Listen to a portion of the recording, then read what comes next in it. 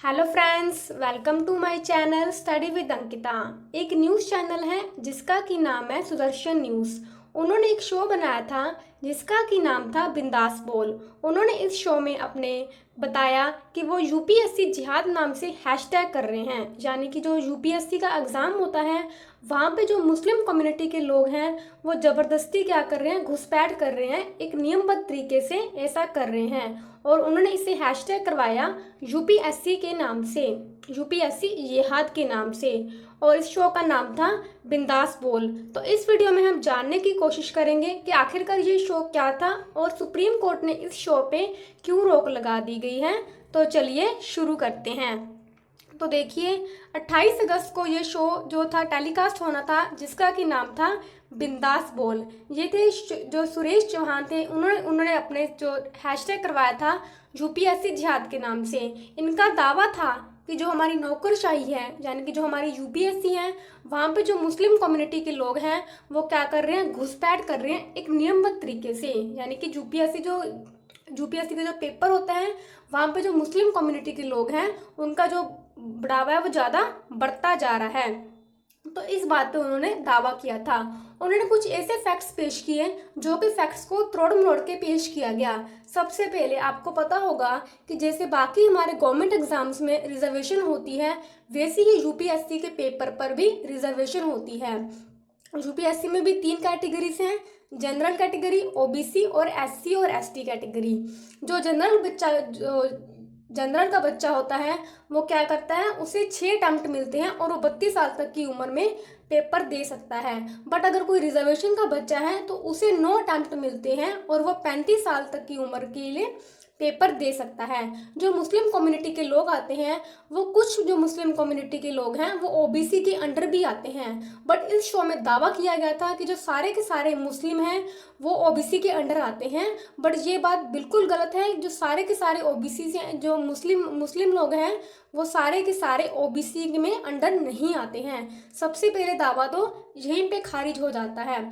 फिर उन्होंने बताया कि जो हमारा यूपीएससी है वहाँ पे क्या है, जो मुस्लिम के लोगों की जनसंख्या बढ़ती जा रही है, यानी कि जो मुस्लिम लोग हैं वो ज़्यादा आ रहे हैं। आपको बता दूं, हमारी इंडिया की अगर आबादी की बात करें तो 100% में से बात करें तो 15% लोग मुस्लिम लोग हैं। और अगर हम यूपीएससी के पेपर की बात करें तो मान के चलिए अगर 100 लोग सेलेक्ट होते हैं तो इनमें से सिर्फ 4 लोग ही मुस्लिम होते हैं।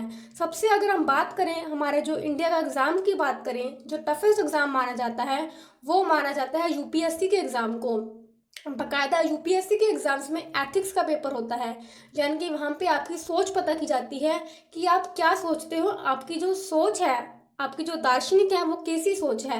तो अगर यूपीएससी को 1% भी ऐसा लगता है कि अगर इसमें जो सोच में कुछ गड़बड़ी है तो यूपीएससी आपको कभी भी एंट्री नहीं देगा। यूपीएससी का एग्ज़ाम सबसे टफेस्ट माना जाता है हमारे इंडिया में।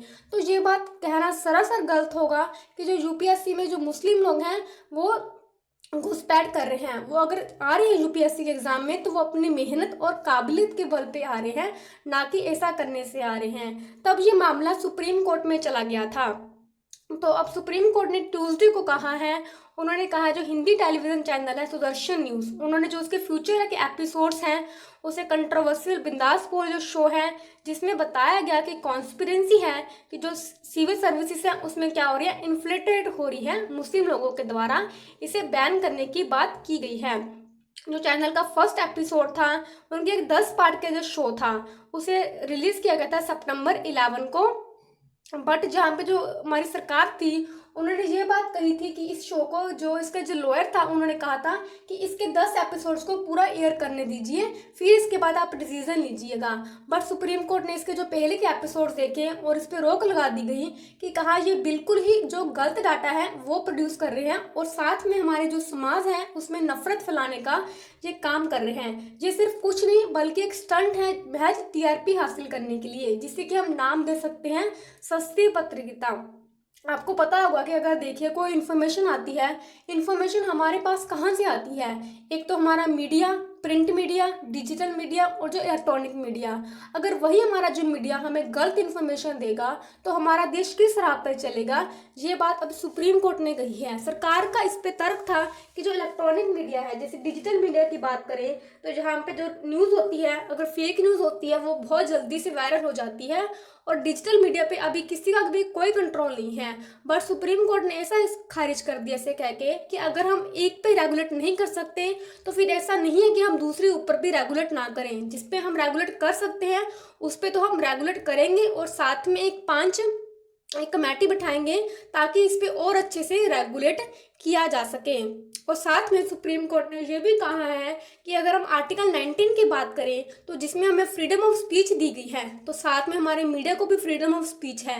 बट उसमें एक ये भी कही गई है अंडर रीजनेबल रिस्ट्रिक्शंस, कि अगर कोई ऐसी बात होती है जिसमें जो हमारे देश की अखंडता है, हमारे देश की यूनिटी है, उस पर कोई भी अगर गलत प्रभाव पड़ता है तो फिर इसमें जो फ्रीडम ऑफ स्पीच है वो बर्दाश्त नहीं की जाएगी, ऐसा सुप्रीम कोर्ट ने कहा है।